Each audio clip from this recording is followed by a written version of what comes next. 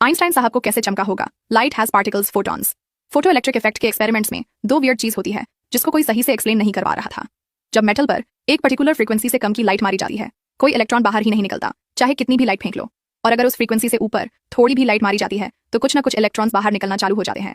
बाहर निकलने वाले इलेक्ट्रॉन्स की किनेटिक एनर्जी डिपेंडेंट होती है on frequency of light waves used, not on intensity. ऐसा क्यों होता है?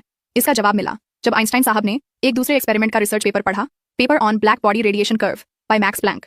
इस पेपर में प्लैंक साहब ने बोला था, अगर लाइट की एनर्जी को क्वांटाइज्ड मान लिया, that to directly proportional to frequency of light, we can explain the actual black body radiation curve.